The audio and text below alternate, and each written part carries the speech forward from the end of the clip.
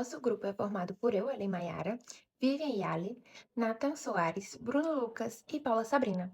O tema do nosso artigo é a aplicação extensiva da afetividade, garantismo ou insegurança jurídica. Então, falando um pouco sobre o artigo, primeiramente ele vai trazer as mudanças vividas no mundo atual. E como o direito, ele tem que acompanhar essas mudanças, pois ele é um fenômeno cultural. O artigo traz que a família é a base mais afetada com essas mudanças, pois mudam os pensamentos, mudam a forma de constituir a família, vamos dizer assim. Logo após, ele trará o ponto da afetividade e como ela é de mera importância nas relações familiares e interpessoais, logo se tornando assim bastante importante para o direito, principalmente o direito de família. E isso começa a ser observado com mais frequência com a Constituição de 1988, que também será citado posteriormente, mas eu irei falar brevemente sobre o tema agora. E isso ele se torna mais frequente, pois começa a ser reconhecida a união estável, as famílias formadas por um pai e os seus filhos, a uma mãe e seus filhos, famílias homoafetivas. E também, assim, um ponto importante, que a filiação, ela sofre muitas mudanças, pois passa a ser reconhecida a socioafetividade em paralelo com o vínculo biológico ou mesmo substituindo. E um exemplo é um padrasto que, juntamente com seu enteado, quer reconhecer o vínculo, pois ali ele fez um papel de pai na vida dele. E também outro exemplo é a adoção. Pois um filho, ele tem o direito de viver com afetividade com a sua família. Na época do Código Civil de 1916, existia uma grande diferença entre homem e mulheres. A mulher ela tinha uma lista extensa de deveres e o homem apenas ele tinha um rol taxativo de direitos e garantias, já que ele era o provedor e tinha consigo o poder pátrio exclusivo da família. Na época, a família se iniciava com o casamento civil, onde a esposa e os filhos passariam a se submeter ao homem. E essa era a única forma de reconhecer a família, que seria mediante esse casamento civil, já que a união estável, que hoje é muito utilizada pela sociedade, era totalmente discriminada, porque ia contra diversas regras que a própria sociedade colocava como o certo e o errado. Com a vinda da Constituição Federal de 1988, que pautava-se na autonomia da vontade, liberdade e igualdade, foi repudiada toda discriminação por conta de sexo, não restando nenhuma diferença entre homem e mulher e nem subordinação de tratamento da mulher para o homem. Além do mais, foi considerado constitucional a união estável, já que anteriormente não era aceitado, e a família monoparental também, de uma pessoa só. Recentemente foi aceito a família homoafetiva, que anteriormente não era nada aceita e hoje o STF já considera como entidade familiar. Entre diversos tipos de família que hoje em dia é comum você ver e não existe um rol taxativo dessas entidades familiares, então existe uma liberdade de escolha. Então, a família é aquele que cuida, que tem afetividade, não interessando se são dois homens, duas mulheres, apenas uma pessoa ou um casal de homem e mulher. O que interessa mesmo é ter o afeto, o cuidado.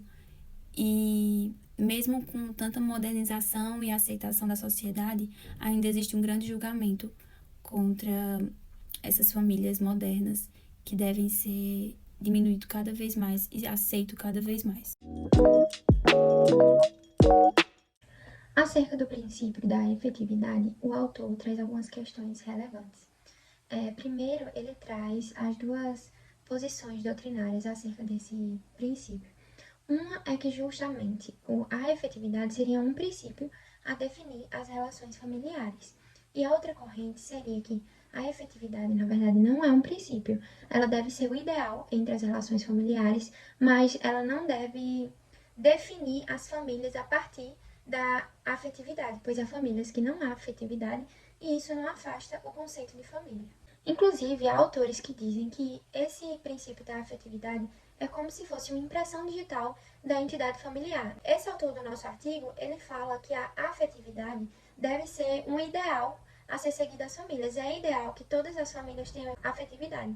mas na ausência dela não quer dizer que vai desconstituir a entidade familiar. Inclusive, esse autor ele chega a definir que, na verdade, é uma utopia dos magistrados, do aplicador de direito, considerar que a afetividade é um definidor do conceito de família. Ele defende a posição dele, dizendo que, na verdade, o conceito de família está além da afetividade, como eu já falei. Essa desconstrução do princípio da afetividade, ela está presente também no judiciário. Eu vou olhar aqui o número da apelação civil, que é o 0035.17.014.098, dígito 9/001, onde a relatora é a desembargadora Alice Bichal, do TJMG, que é justamente voltada a desconstruir a ideia de afetividade como um princípio. Diz que a afetividade ela tem um valor jurídico para o direito da família, mas ela não tem o status de definir o que é família ou o que não é, a partir da aplicação desse princípio. Essa desembargadora, ela defende que definir a afetividade como um princípio, na verdade, poderia trazer outras questões que poderia emitir em erro o judiciário. Por exemplo, um pai, ele quer se eximir da obrigação alimentar com o filho. E ele alega no judiciário que ele não tem essa responsabilidade com o filho porque ele não teria afetividade com o filho e a constituição de família dependeria da afetividade. Então, podia ser perigoso definir a afetividade como um princípio. E nós do grupo concordamos com esse autor. Nesse ponto, a gente entende que o afeto ele não é um dever legal.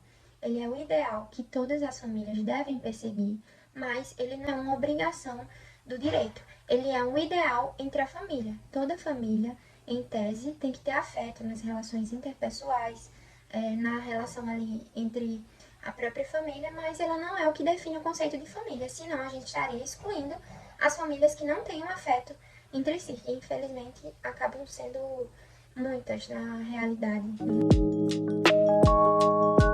Essa crítica em conclusão, na verdade, a gente concordou com o autor em alguns pontos e discordou em outros, mas esse diálogo entre juristas, entre estudiosos, é muito importante para construir realmente uma outra realidade para o direito, para ter essa troca acerca do ordenamento jurídico.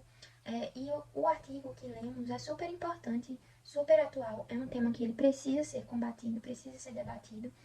Chegamos a citar também o projeto de lei que ainda está em andamento, que vai ser muito importante se for aprovado, justamente para definir esses novos núcleos familiares e dar uma interpretação justamente extensiva do que a Constituição considera como família, pois é um conceito amplo, um conceito aberto, que inclusive acaba prejudicando um pouco esses núcleos familiares por ser tão amplo e tão indefinido.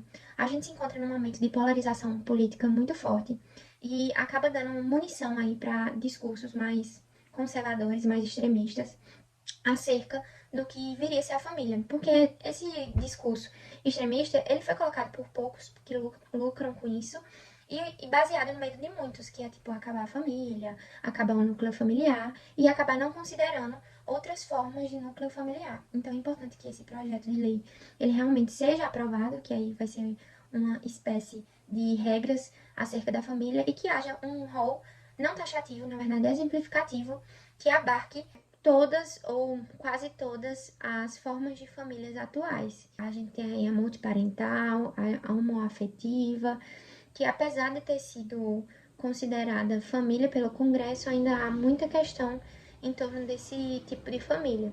Então é muito importante que esse tema realmente seja discutido, tido por pessoas que tenham um embasamento estudioso, um embasamento jurídico para poder discutir, não só baseado em achismos ou posições políticas.